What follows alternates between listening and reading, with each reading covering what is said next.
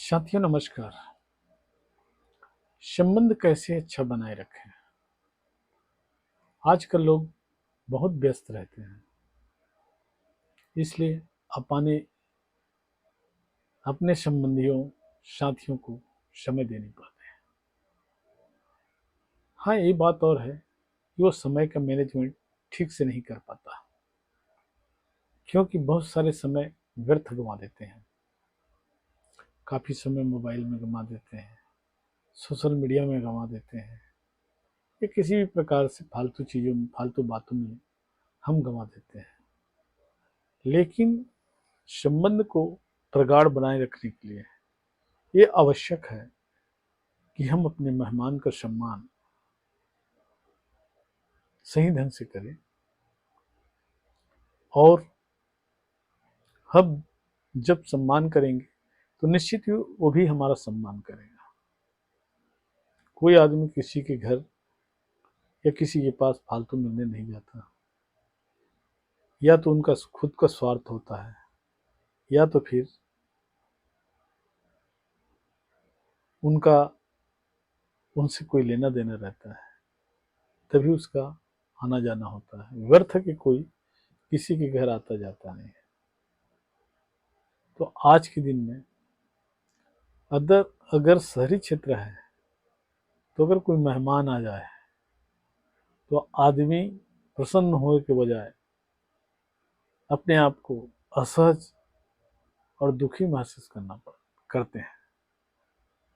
मेहमान आ गए, कहाँ सुलाएंगे, कहाँ बिठाएंगे। तो इस प्रकार अपने दिनचर्या में किसी प्रकार के डिस्टरबेंस कोई नहीं चाहता, लेकिन ये बिल्कुल गलत भावना है। आदमी को हर हमेशा मेहमान नवाजी के लिए तत्पर रहना चाहिए, क्योंकि जीवन में धन, सम्मान, शोहरत ये कोई काम नहीं आता। एक जो व्यवहार आपका है उसी को लोग याद करते हैं। इसलिए जब भी आपको मेहमान नवाजी या किसी साथी मित्रों का सेवा करने का अवसर प्रदान हो मिले, तो अवश्य दिल लगाकर सेवा करें। दिखावा के लिए नहीं, फॉर्मेलिटी निभाने की नहीं। आज रिश्ते बनते और बिगड़ते रहते हैं, लेकिन अच्छे रिश्ते या अच्छे संबंध जब खराब हो जाते हैं तो उसे जोड़ना मुश्किल हो जाता है। और ये अपने प्रिय साथी या प्रिय कोई रिश्तेदार नाराज हो जाता है या उससे हमारा संबंध खराब हो जाता है, तो उससे हमें अपूर्णीय क्षति होती है। वो मानसिक वेदना के रूप में हो या फिर किसी समस्या के समय याद आता हो। इसलिए जब कभी भी आप किसी का सेवा भाव रखते हैं तो निस्वार्थ भाव से करें। ऐसा नहीं कि मैं इसके घर गया हूँ तो उसने इसलिए स्वागत कर रहे हो कि जब मैं उसके घर जाऊं तो मेरा स्वागत करें।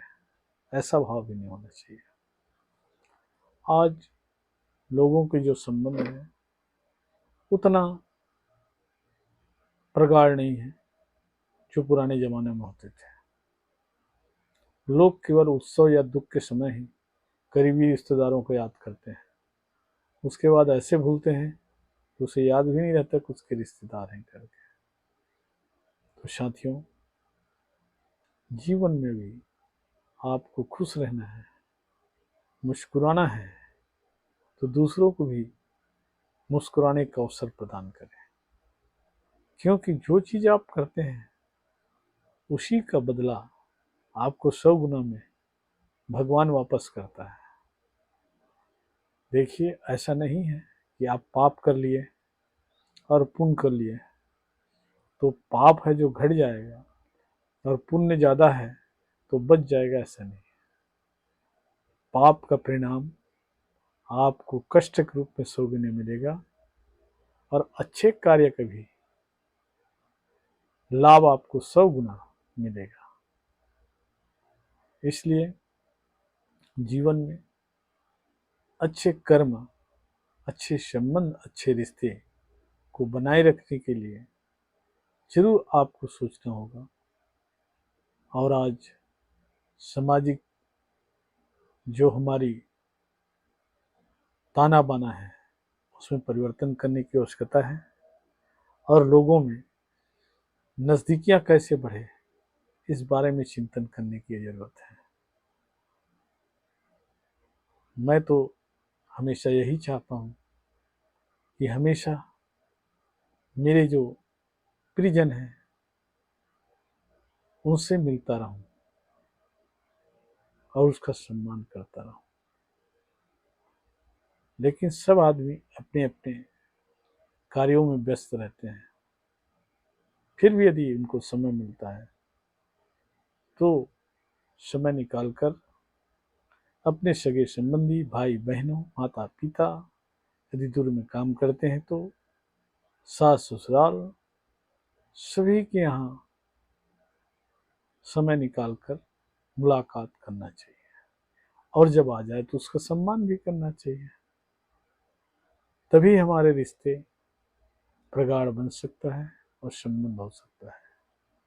और स्वार्थवश केवल नाम मात्र की रिश्तेदारी आप निभाएंगे तो निश्चित ही वो संबंध प्रगाढ़ नहीं होगा। इसलिए जरूरी है, यदि संबंध को आप स्थायित्व देना चाहते हैं तो आपको मेहमान को, अपने संबंधियों को, अपने मित्रों को समय देना बहुत जरूरी होता है। यदि मेरी बात अच्छा लगता है तो लाइक कीजिए, सब्सक्राइब कीजिए। नमस्कार मित्रों, फिर मिलेंगे नेक्स्ट वीडियो में।